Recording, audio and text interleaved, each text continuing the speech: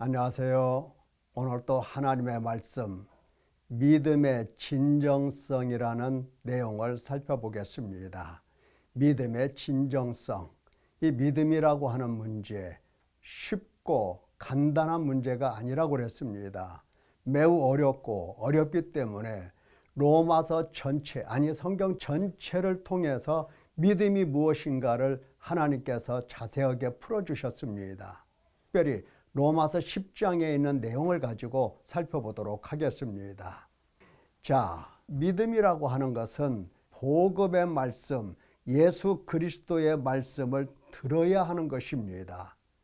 듣고 믿음으로 나아가는 것이죠. 그러니까 하나님의 말씀은 내 길의 등이요 빛이기 때문에 그 말씀을 듣고 그 말씀 순종하면서 말씀을 따라가는 겁니다. 이때 믿음이 우리 속에서 나오게 되는 것이죠.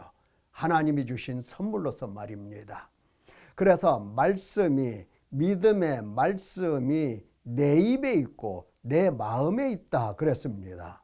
그러니까 하나님의 말씀이 입에도 없고 마음에도 없다. 그러면 믿음이라고 하는 것은 나올 수가 없는 거죠. 자, 보십시다. 믿음의 진정성, 오늘 핵심인데요. 입으로 시인하고 마음으로 믿고, 네가 만일 네 입으로 예수를 주로 시인한다. 또 하나님께서 그를, 예수님을 죽은 자 가운데서 살리신 것을 내 마음에 믿으면 구원을 얻는다. 이 믿음이라고 하는 것은 구원과 직접 관련이 있는 것입니다. 믿음이 잘못되면 구원도 잘못되는 것이고 믿음이 아니면 구원도 아닌 것입니다. 그래서 믿음이 이렇게 소중하고 소중하게 하나님은 믿음을 아주 자세하게 다루시고 계시는 것입니다. 자, 예수님, 어떤 예수님? 우리를 위해서 죽으시고 또 다시 살아나신 예수님. 예수님께서 왜 죽으셨는가? 왜 살아나셨는가? 이 문제까지도 깊이 헤아려야 믿음으로 들어갈 수가 있습니다.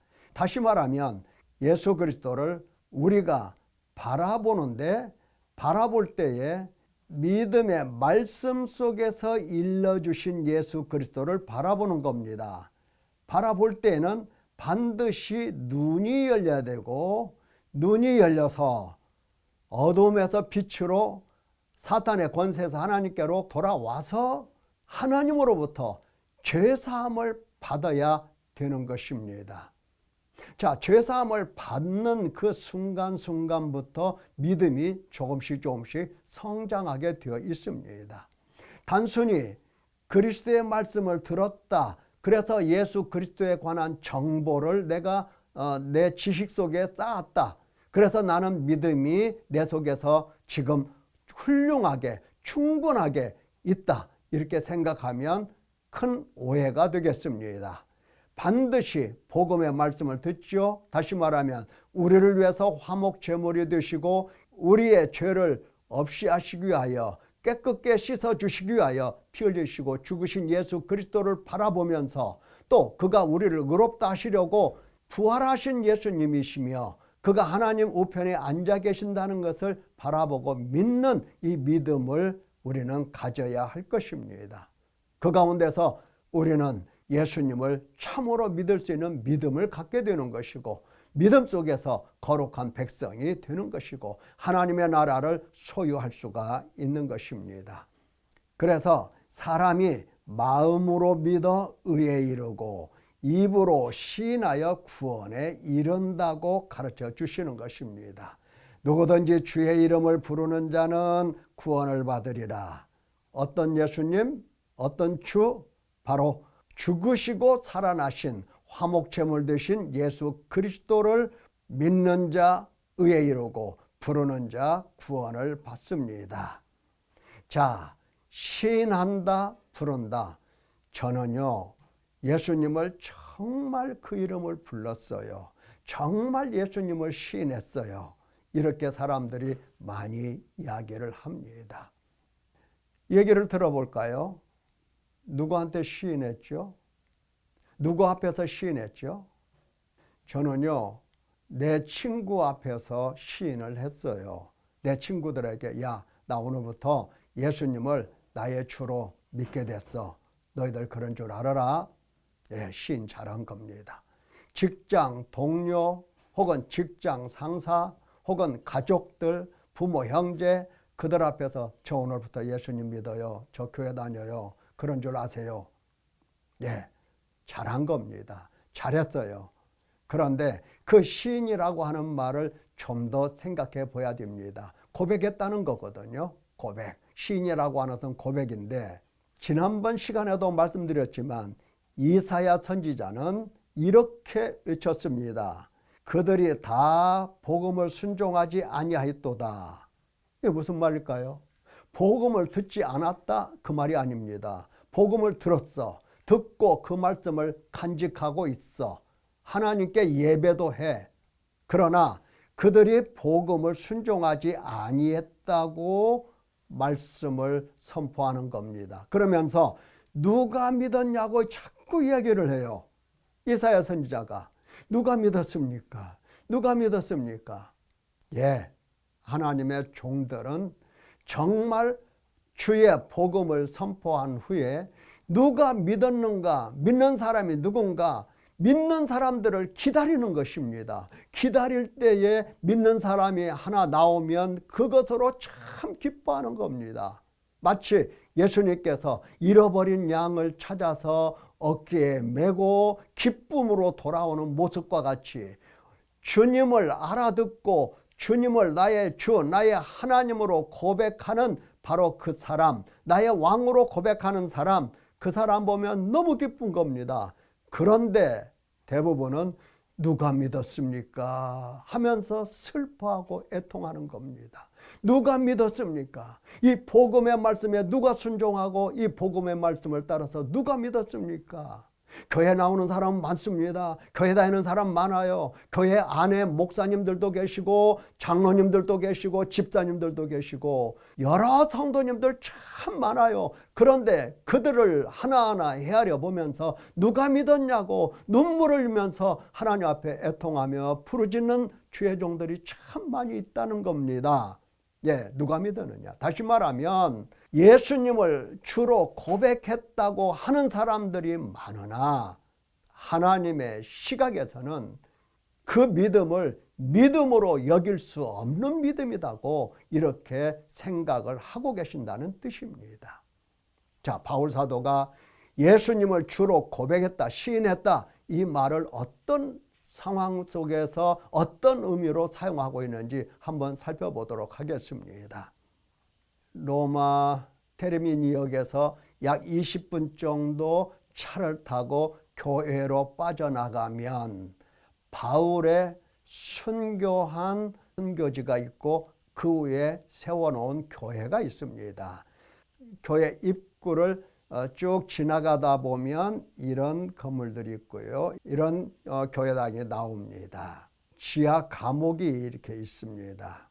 바울 사도가 어떻게 순교했는지 거기에 여러 가지 조각도 있고 그림도 있습니다. 여기 보십시오. 여기 보면은 이 기둥에 묶여 있고요. 그리고 피가 흘려 있고 지금 목이 떨어져 나갔습니다. 조각을 보면 이 기둥 위에 목을 놓고 지금 이 도구로 머리를 내리쳐서 목을 끊어 놓습니다. 목이 끊어져서 떼굴떼굴떼굴 3번 굴러서 떨어졌다. 그런데 떨어진 곳에 샘물이 솟아났다. 이런 전설들이 있습니다. 목이 떨어진 바울 사도 그리고 목을 찍어서 내리쳤던 이 돌기둥.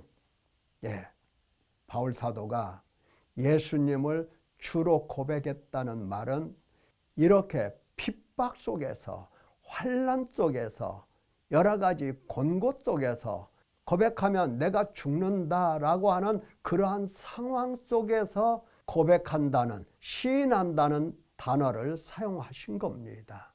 그러니까 오늘날 우리가 고백하는 거 가족들 또 직장 동료들 친구들 모든 사람들에게 나 예수님 믿어, 나 이제 교회 다녀, 나 이제 술 끊었어, 뭐 등등 이러한 말들은 사실은 정말 예수님을 나의 주, 나의 하나님, 나의 왕으로 믿는다라고 고백하고 시인한다는 말에 어떤 근거가 되지 않습니다.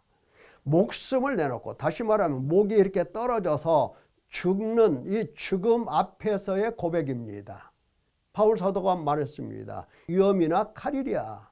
그러니까 위험 속에서, 칼 앞에서, 죽음 앞에서 나는 죽으면 죽을지언정 예수님을 부인하지 않습니다 하는 그러한 마음 상태를 이야기하는 거예요.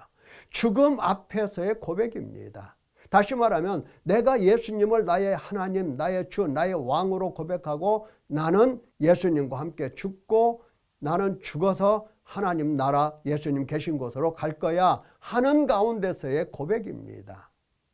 오늘날 우리가 예수님을 입으로 시인했다, 마음으로 믿었다, 이것과는 전혀 다른 이야기입니다.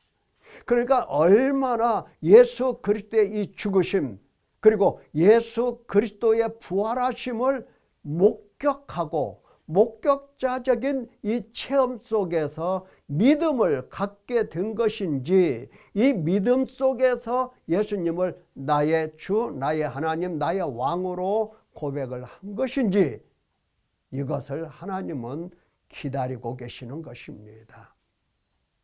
이런 사람은 세상이 감당할 수가 없고 세상이 이런 사람을 무너뜨릴 수가 없는 겁니다.